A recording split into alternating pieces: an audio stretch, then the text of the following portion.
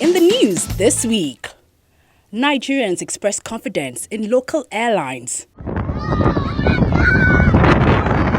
A Lagosian reacts to increase in land use charge. IGP Ibrahim Idris surprises the president. Nigerians react.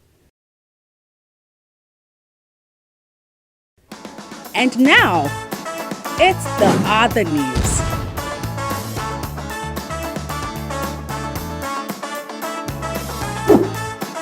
And here's your host, Okey Bakassi.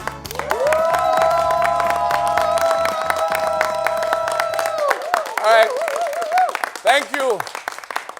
Yeah, hello and welcome. It's another episode of The Other News, your weekly ride through the checkpoints and potholes of news and politics. So hang on tight. We'll be talking to a real-life prince, businessman and politician. Yes, Prince Tonye Princewill is in the building, ladies and gentlemen. With a round of applause. All right.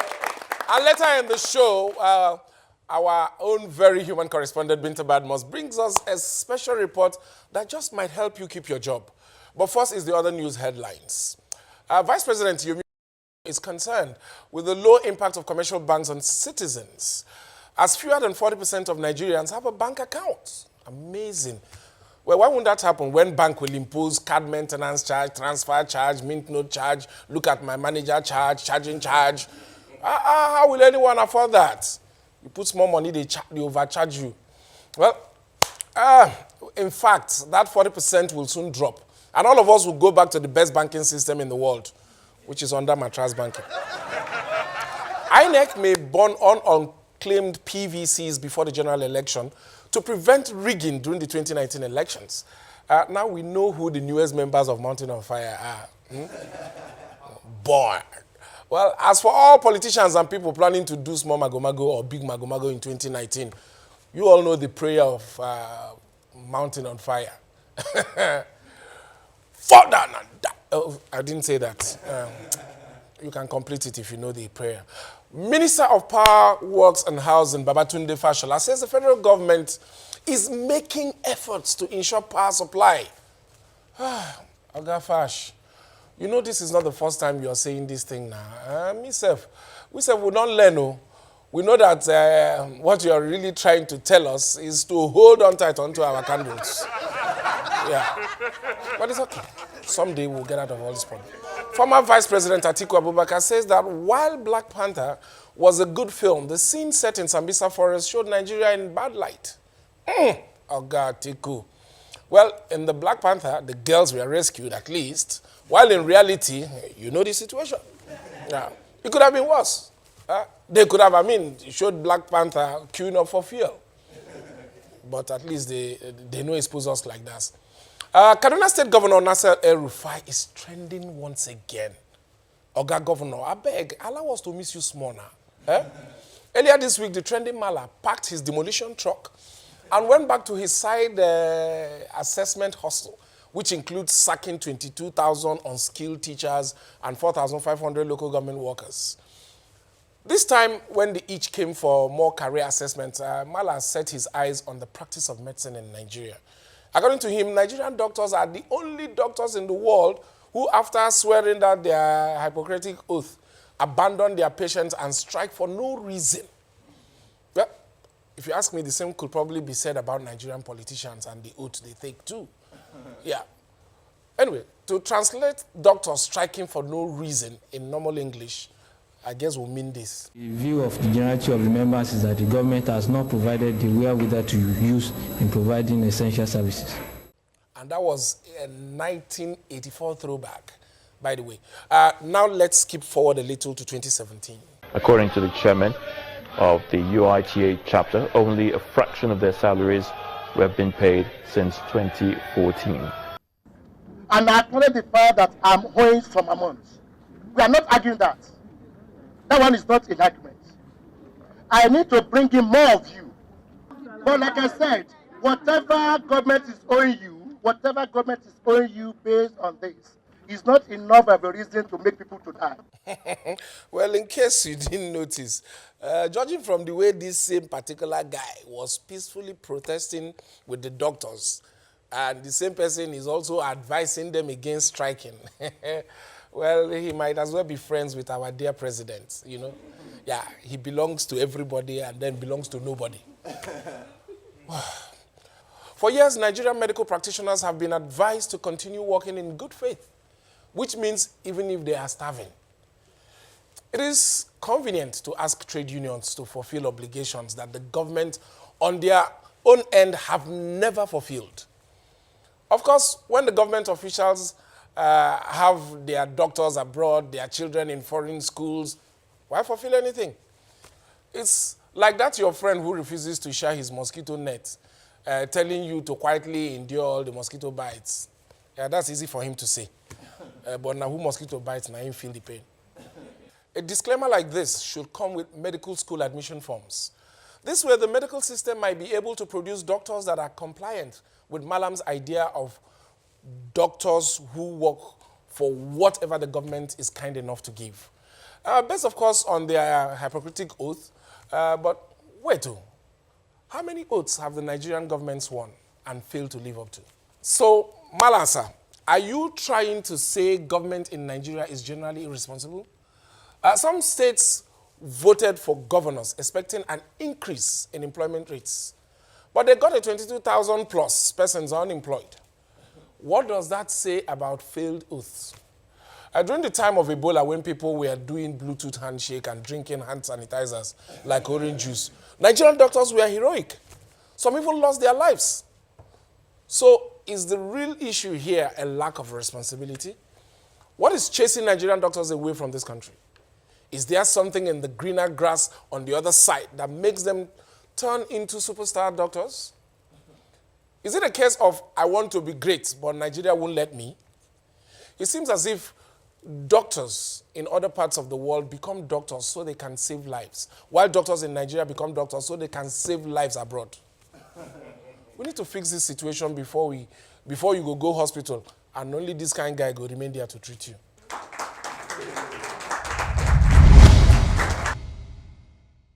Where do I even begin on today's guests? His business interests range from oil and gas, information technology, aviation to film. And the list is endless. Well, politically, he is a force to reckon with in Rivers State, and he's a prince of the Kalabari Kingdom. Ladies and gentlemen, join me in welcoming Prince Tonye Princewill. Prince Tonye Princewill. Wakanda. Yeah, How are you doing, bro? You're welcome. Thank you. It's good to be here. Yes, Prince Tonye Princewill in the building. Thank you. Wow, a double prince. What is happening in Rivers State? And as somebody who, one way or the other, you cut across all these people, what are you doing to make sure that we bring peace, at least for the benefit of Rivers people? Look, you're right, absolutely. I think what really should matter is not about individuals or personalities. What should really matter is the state.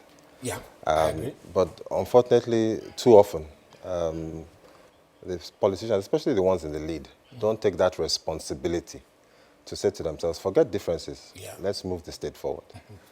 Sometimes peace is actually a result of a Cold War. Look at America, look at North Korea, threatening and so on. Eventually they found some level of peace. I want to think that the same will happen in the case of Rivers State. Wike, no matter how tired I am, just seeing Wike on television, I find the strength to stand up and turn off the TV. Wow. That's really... Wow, that's heavy. Really, my governor embarrasses me on a regular basis, but what do? What we have is what we have. We have to deal with what we've got.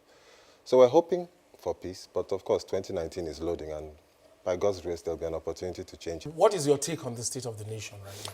Well, look, it depends on how you look at it. Most people complain, and they don't tell you about what the solution is. They don't tell you that this is the problem. People say, for instance, Buhari out. But when you ask them who should replace him, there's silence. The problem we have in Nigeria is that most people are just analysts. They will analyze the problem, but they can't come up with solutions. You know what? Now, I can go into more detail, but the point I'm trying to make is that the youths have to say to themselves, enough is enough. But hold it. When we come back, we'll start on you trying to answer the question. No Don't problem. even go anywhere. No problem. We are still here. It's still the other news. And of course, we have the prince, the double prince talking about it. Don't even move.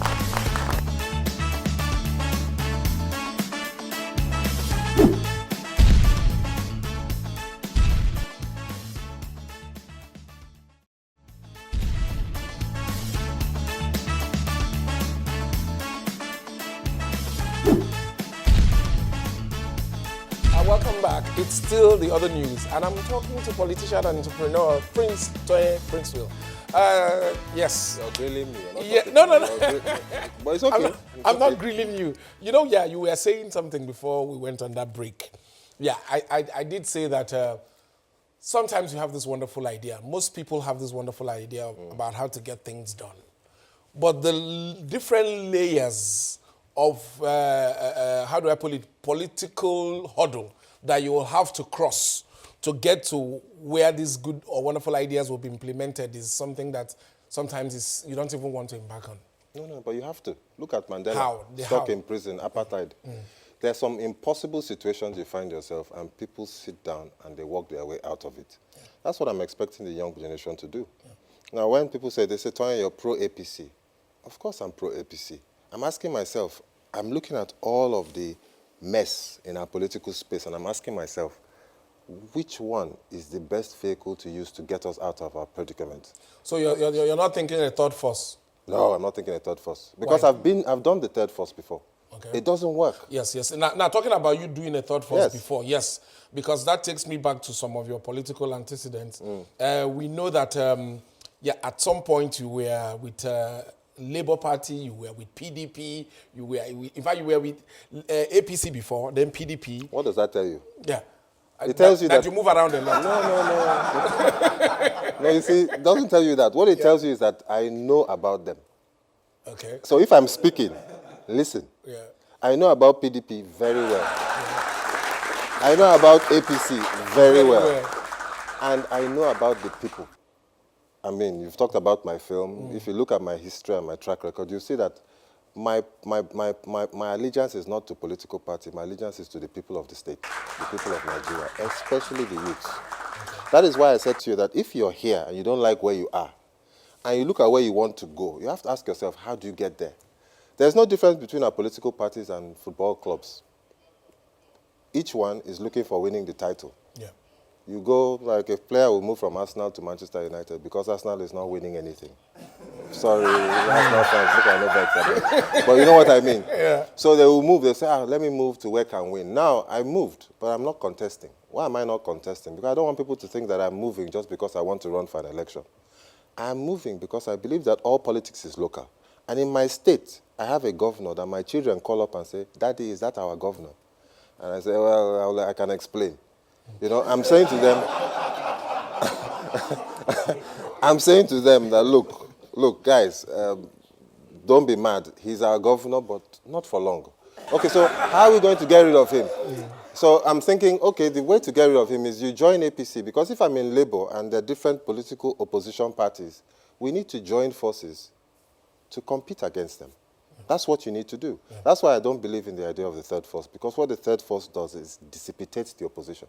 So basically what you're saying to us, listening to you on the show now, is that you're satisfied with the performance of this government? Absolutely not. Even when majority of the people are complaining? Unfortunately, in Nigeria, it's black or white. Yeah. You're either pro-APC or pro-PDP. Nobody understands the shades of grey in between. Okay. For me, I always say that politics is local. So I ask myself, people complain about Buhari, but do they complain about their own governors? Do they complain about their local government chairman? 9 times out of 10, the answer is no. They're only bothered about what's going on in Abuja. I don't think that way. So what you're saying now is if you can't beat them, join them. Because your analogy simply means right now the other side cannot beat the sitting government. So what do I do?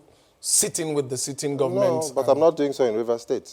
No. What we are saying is we are talking generally now. We're talking we are nationally. not trying to. You're talking nationally. Yes, That's what you no, shouldn't do. we are speaking generally because Okay. I cannot just dwell on your state alone.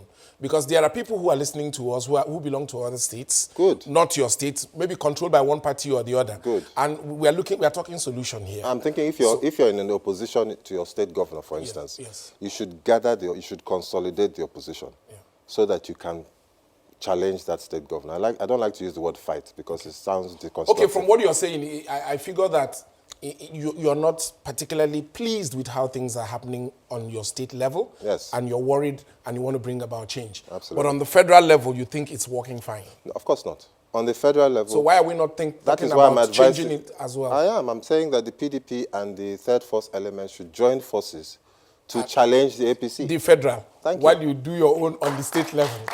But it makes sense. Now let me say a bit more. I mean, with the APC, why I'm supporting the APC at the federal level is not because I'm ecstatic about what they're doing. Areas where I would like to see significant improvements. There's no doubt about that. But I see that the intentions. When I see an Osibanjo, I'm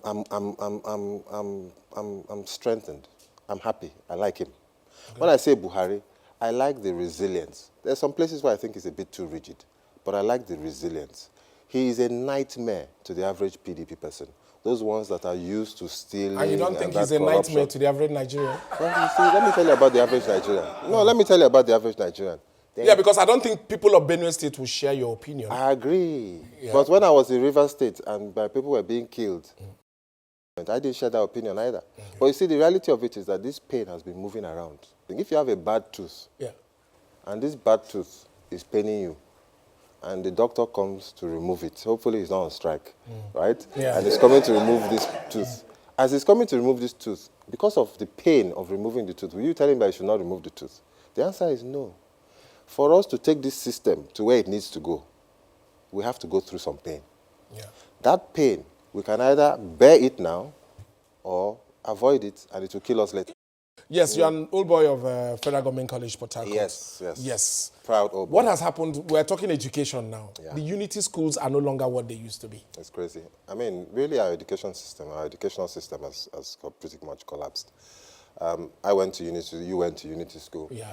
We grew up in the midst of people from all ethnic. In fact, just yesterday night I was in a reunion with some of my old boys. One of us had come in from the UK for his mother's 80th birthday. And there was Umar Ali Biu from Borno State, different people from different parts of the country all converged, and we're laughing and cracking jokes. You know, that camaraderie, that one Nigeria spirit, the younger generation are not seeing much of it today. Yeah. So it's a pity. What we can say now is that you have budgets that are being, you know... Don't even talk about our budget. Well, we don't even know where it is. What of my own Rivers budget?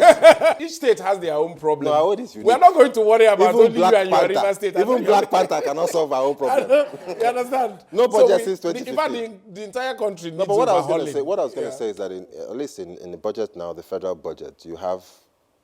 I mean, I've never seen this before. That may be approved, maybe God willing, before middle of the year. We're talking of 2018, but 2017 budget, there was a provision for education. The provision for education There's always was provision. No, but they tried. They tried. I think what you find with this guy is that you are spending money you have, not money you don't have. When will we stop trying, safe, and start achieving My brother, it's a question all of us are asking. But some of us have to answer the questions. What is in your future, Tonye? Well, let me tell you What is the plan? Let me tell you the truth. Now that you want the man in your state removed, well, are you the one to remove him? No. See, I will be part of What the is the ones. plan? I want to be part of the ones to remove him. You're not running for office? But I don't want to run, no. And the reason I don't want to run is several reasons. But one of the reasons, I don't believe that you just join a party to contest an election. I'm not comfortable with that. I think what I'd like to do is join the party and serve, work, be one of the workers. That's what our young generation should be prepared to do. And if you do that, is that one of the lessons learned from several years of attempting to serve? I think so. And I've done it twice. I've done it twice. And I think that, you know, at my age, I'm almost 50, I think I should allow the younger generation to come up and also contest. Really? That's interesting. No, I think so. So that means you're in agreement with me that both on the federal and state level, younger people should take over. Let all the old people go and rest. No. I'm not. I don't believe. You want to change it? No, I don't believe that. I don't believe that it should be a blanket. because you're young, you should come and contest. My brother, have you seen the people coming behind us? Tonye, you change this thing so often that There's one guy I saw in the audience. If that guy becomes governor, that tall guy, I don't know who his name. If that guy becomes governor, now, but me and you go run come out for this town. No. You understand? It's not that simple. I think you can be young, but you also must be forward-thinking, and you must have vision and ideas. It's not all about age. So it shouldn't apply to all levels? No, what I think should happen is that the young people should be encouraged. And if they stand up to the test of it, then they should be given the opportunity. Tonye, thanks for talking politics. Thank you.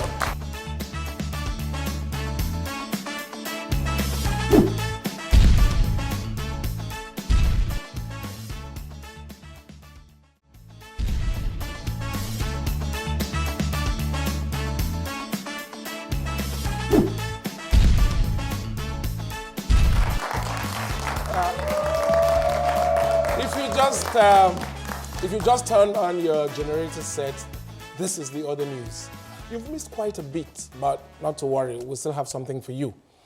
Yeah, leadership is like wisdom. We all know we need it, but it's in very short supply. Even when we have quality leadership, we need to give it a platform to show itself. After all, now when NEPA take lights, we did not say our neighbor get gen. That's why I'm glad we live in a time where a platform exists for leaders to carry out the serious business of engaging with the people directly and delivering governance at the speed of light. That indispensable platform is known quite simply as Twitter. Wait, okay, you thought I was talking about something else. No. Yes, come on, guys, hashtag be serious. Anyway, Twitter is a tool that lets us see what our leaders are doing. Or at least it lets us know what our leaders want us to think that they are doing. It allows presidents to share information and insults. And it's the quickest way for them to spread love and fear. Back in the day, Nigerian officials will not realize that they had been sacked by the military government until they will see their names on the 9 o'clock network news. A couple of days ago, President Donald Trump did something similar when he fired his Secretary of State, Rex Tillerson, with a tweet. Okay, what a public falling of hand. And for more insight on this matter, we turn now to our senior I-Service correspondent, Binta Bhadmus. Welcome, Binta. Hey. Yeah. Thank you so much, Okey. Yeah. I'm glad to be here and still employed. Okay. So American Secretary of State Rex Tillerson came, promised all American goodies, and got fired. What happened? Sorry, Okey, I didn't hear that question. I was distracted by your eloquence, your brilliance, and the shine in your beard. And by the way, that's a nice suit you have on. Thank you very much. Enough of the flattering, Binta. Yes, what I'm asking is about the American Secretary of State. What happened to him? Okay, today I am going to be giving us a few tips on how not to get fired. And one of the very first things to do is to always praise your boss for everything. And when you do it, make sure you mention his name and title. Okay. So I would like to take the opportunity to thank my God-sent boss, Anthony Okechukwu Onyegbule, alias Okey Bakassi, for the fact that we have light in the studio. Binta, I don't know where you're going with this, but it's okay. Go ahead. No, I mean it. I am grateful. Hashtag be serious. I'm serious. There's some rules to follow not to get fired. And it's very simple. Let us know. First rule, okay? Yeah. Block your guys on social media. Don't unfollow them. Just block and mute them. That's why I blocked some people on Twitter. You've blocked me now. What? No. It's also good to know when to quit. Rex Tillerson reportedly called his Oga a moron some time ago. And hold on. When he was asked, he didn't deny and even swore to God. Imagine. But is that one not true? That's not the point, okay? Your Oga is always correct. Your Oga is always the smartest, the best, the brightest. Hey, okay? You're the smartest. I swear. Binta, I don't know where you're going with this. Okay, you're very fantastic. In fact, you're very funny. All right, thank you. Go ahead. Each time your boss, does something, anything that happens, be quick to take the blame. So when your boss says, do this or do that, you take the blame. And remember, that time when you wore that checkered suit, it was actually my fault. Take the blame. How could that be your fault? When you're not in charge of my wardrobe. Well, it is my job, and I love this job.